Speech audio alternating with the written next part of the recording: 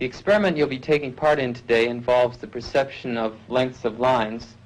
As you can see here, I have a number of cards, and on each card there are several lines. Your task is a very simple one. You're to look at the line on the left and determine which of the three lines on the right is equal to it in length. All right, we'll proceed in this order. You'll give your answer. Only one of the people in the group is a real subject, the fifth person with the white T-shirt. The others are confederates of the experimenter and have been told to give wrong answers on some of the trials. The experiment begins uneventfully as subjects give their judgments. 2, 2, 2, 2, 2, 3, 3, 3, 3. But on the third trial, something happens. 2, 2, 2.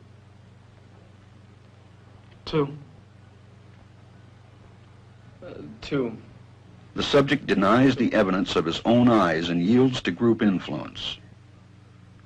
1. Asch found subjects went along with the group on 37% of the critical trials.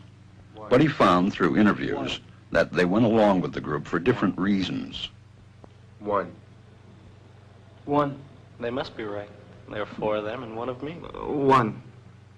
This subject's yielding is based on a distortion of his judgment. He genuinely believes that the group is correct. 1. 1. 1. 2. 1. 2. 2. 2. I know they're wrong, but why should I make waves? 2. In this case, the subject knows he is right, but goes along to avoid the discomfort of disagreeing with the group. Here, the distortion is at the level of his response. 2.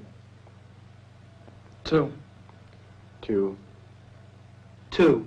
In the previous experiment, the naive subject stood alone against the group. In this variation, Asch gave the naive subject a partner, here seated in the third position, who also gives the correct response. 1. 1. 2. 1. 2. With a partner, yielding drops to only 5% of the critical trials compared to 37% without a partner. Although subjects report warmth and good feeling toward the partner, they typically deny that he played a role in their own independence. The partnership variation shows that much of the power of the group came not merely from its numbers, but from the unanimity of its opposition.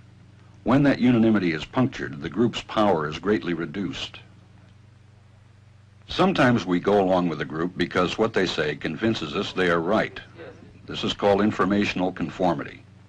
But sometimes we conform because we are apprehensive that the group will disapprove if we are deviant. This is called normative conformity. The strength of the normative factor is shown in another variation carried out by Asch. In this variation, the subject is told that because he had arrived late, he would have to write his answers. Subjects in this private response experiment are exposed to the same amount of misleading information as other subjects, but they are immune from any possible criticism by the group. 1. 1. 1. And this enormously reduces the pressure to conform. Conformity drops by 2/3. Asch's experiment is a classic. It reveals how people will deny what they see and submit to group pressure.